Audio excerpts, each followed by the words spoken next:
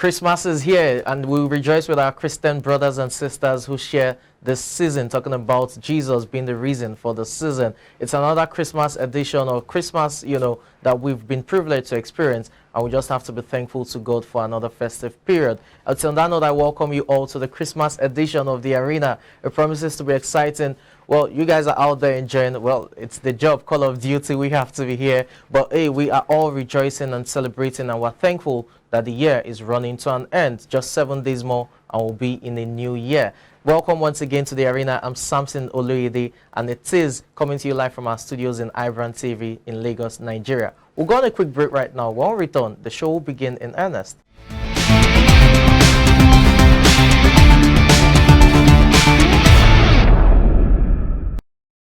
Welcome to the show once again. Now let's begin the show with the Premier League. Remember, on Thursday, the Premier League had meetings, 2 distinctive meetings with coaches and also with captains and senior players of various teams. Now, regards the meetings, the Premier League basically had to discuss the welfare concerns as well as the fixture pile-up that has resulted from the surge in COVID-19 outbreaks in various clubs. Remember, so many football clubs are struggling to contain the virus at this stage. Remember, the Omicron variant is what is in town, and various clubs have players who have tested positive.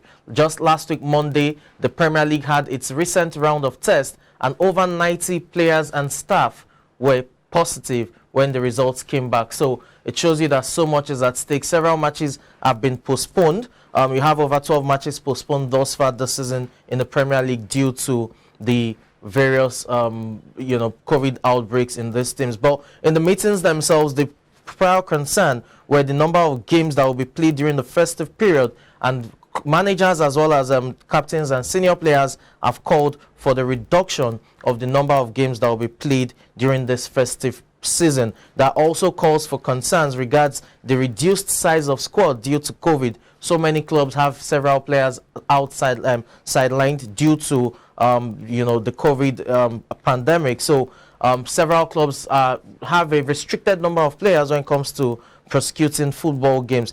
One of the items that was also discussed had to be the issue of transparency regards postponement protocol. Several matches have been postponed, and some coaches also laid claim to why their own matches weren't called off. Remember, Rafael Benitez, the coach of Everton, questioned why the match against Burnley, which is slated for this weekend, was not called off when you had the likes of Liverpool against Leeds called off. Another issue that was also discussed is the issue of 5 substitutions. That was a law that was introduced into football last year due to the COVID pandemic, and the essence of that was to ensure that the wear and tear on the body was not, for the players, was not of grave concern. So 5 substitutions, but the Premier League still insisted on 3 substitutions when it comes to the substitutions in the Premier League, and now managers are calling for the return of 5 substitutions. They've also called for replays and 2-legged cup matches to be scrapped.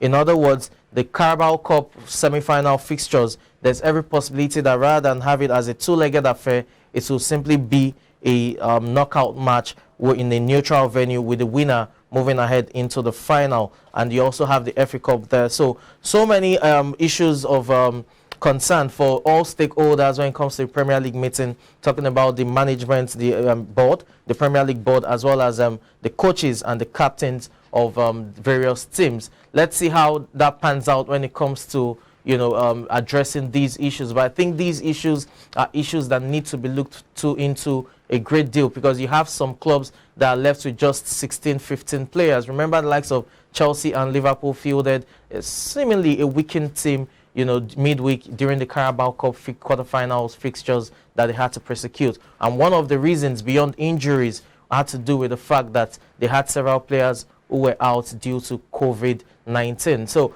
let's see how the Premier League handle these. Consultations are still ongoing, and we've heard that the 2 meetings that took place on Thursday, that won't be the end of it. There will be more meetings as the Premier League looks to navigate the muddy waters of this festive period and the congested fixture as well. I think the coaches are right to call for 5 substitutions also, because this is a very similar situation like that of last year when the law came into play in football regards 5 substitutions. Other leagues maintained it, but the Premier League it went back to 3 substitutions. So it's very possible we'll see the return of 5 substitutions, and you can rest assured the big guns, the big clubs are the ones championing for this. Pep Guardiola of Manchester City, Jurgen Klopp of Liverpool, and the latest voice to that issue has to be Manchester United's Ralph Rangnick. All 3 of them are pushing for 5 substitutions to be returned into the game of football when it comes to the Premier League. So let's see how they address these issues. There were also talks regards fans' conduct when it comes to match postponement protocols and all of that. And we should be able to see fans, in the stadium, although there's every possibility that with social distancing and all other, COVID-19 protocols and measures we will put in place, the guidelines, just to ensure that everyone is safe, even as they enjoy the game of football that they love so much. Now, still talking about the Premier League, let's delve into weekend matches. And remember, I said earlier, Liverpool against Leeds has been postponed. 2 matches, in fact, were postponed this week. So, it's left us with just 8 to go. But we're going to focus on Manchester City against Leicester City. That's a very big one. It's on Boxing Day. It's on Sunday. And you know what it is. It's table toppers Manchester City hosting a very struggling Leicester City. The form is fluctuating. Just 2 days back, they lost a 2-goal lead to Liverpool to crash out of the Carabao Cup on penalties. And I think this time around, Brendan Rodgers and his lads will be looking to bounce back. Let's see how they're able to do that. It's going to be at the Etihad Stadium. And for Manchester City, they have quite a decent squad to prosecute these ones. The big guns are not out injured or out with COVID when it comes to the regular suspects like Bernardo Silva, Kevin De Bruyne. You also have Raheem Sterling in the mix, as well as Riyad Mahrez. So it's almost like a full-strength squad for Pep Guardiola. While for Leicester City, they've had their own concerns regards COVID, and we'll see how Brendan Rodgers lines up when it comes to facing City away from home. For Leicester City, as I said earlier, the form has been fluctuating, and this is a stern test, especially following the collapse midweek that we saw against Liverpool. So this is a very stern test. Let's see how he's able to pass the test, he and his lads. And I'm moving away from there to Villa Park, where Steven Gerrard's Aston Villa will be welcoming Chelsea. Now that's one to look forward to, because Steven Gerrard has won 4 of 6 games, and the 2 losses he has suffered are in the hands of the title contenders, Manchester City 2-1, and Liverpool a lone goal defeat. So it shows you that when it comes to impact, Gerrard has hit the ground running at Aston Villa, and he will be looking forward to carry that momentum, especially against Chelsea, another big gun. This time around, the game is at Villa Park, and for Gerrard, he has his team, just 2 players are out due to COVID-19. So it's a full-strength team for Steven Gerrard as well, and we should expect the very best from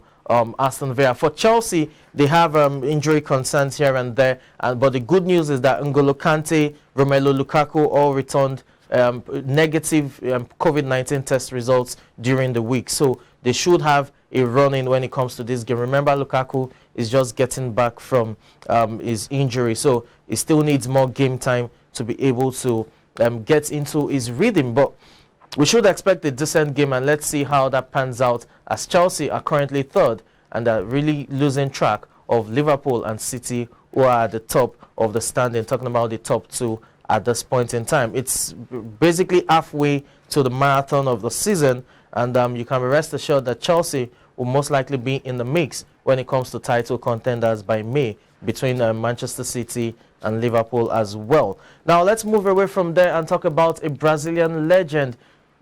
Pelé has been discharged from the hospital in Sao Paulo after undergoing treatment for colon tumor. Now this is a football legend that has given his all to the game, and at 81 years old, the 3-time World Cup winner had surgery. He's been dealing with several health issues in recent years. In 2015, he had prostate surgery in 2015, and in 2019, he also had urinary infection and had to be admitted. These health issues made him hospitalized, had him hospitalized for several months, I beg your pardon. So for Pelé, he's 81, and it's quite understandable that his health is fragile at this stage. But it's good to see that he's in a good, he's stable and is in good health. The doctors there said he's stable and will continue his treatment at home. So the 81-year-old will be back home. And remember that in September, it was also at the hospital to remove the tumor, talking about the colon tumor. So the doctor said he still needs chemotherapy. We'll be keeping tabs with the legend himself, and we hope that he's in good spirits, as his presence in the football world is still very, very important and useful for the young lads to, you know, emulate when it comes to his wealth of experience and advice. Pele has given us so much, and we wish him the very best. He's still Brazil's leading goal scorer, having scored 77 goals in 92 games, although that record will soon fall apart as Neymar is very, very close to equaling and also supplanting it. That's, you know, that's barring any life career-threatening injury. You expect Neymar to surpass Pele within the next 6 months or 1 year at most. So, but the legend himself is out of the hospital, and it's good news there. Let's go on a quick break right now. When we return, we'll be talking about the business aspect of sports generally. Just stick around.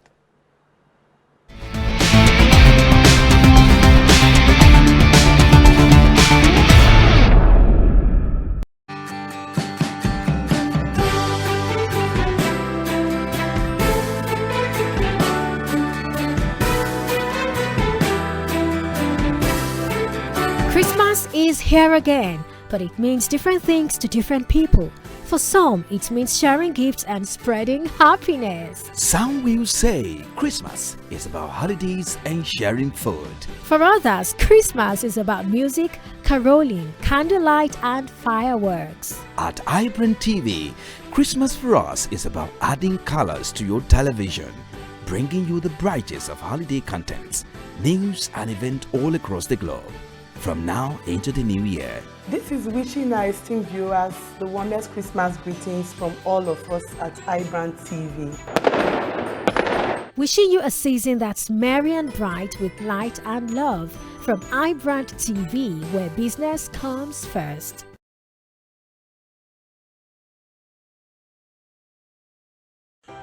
Christmas in Nigeria is undoubtedly a family event, a time where lots of family members come together to celebrate and have fun. Many families will throw parties that will last the whole night on Christmas Eve. Then, on Christmas morning, they all go to various worship centers, caroling all the way with so much excitement and Thanksgiving in the air. Homes and streets are often decorated with shiny lights of different colors. Most homes do have a Christmas tree placed in strategic places with lots of lights and ornaments as part of the festivities. Wishing you and your family a Merry Christmas and a prosperous New Year from iBrandTV, where business comes first.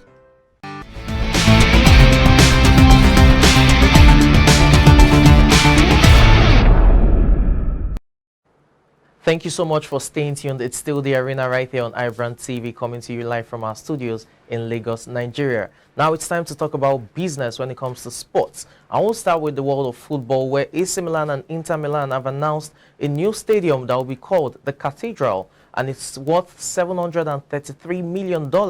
Now, it must be said that it's a renovation or a remodeling of the historic San Siro Stadium that is well known when it comes to the world of football. And with regards to the stadium, it must be said that the architectural firm that is in charge of the design is Populous, is called Populous, and Populous is a very famous architectural firm when it comes to the world of football, having designed several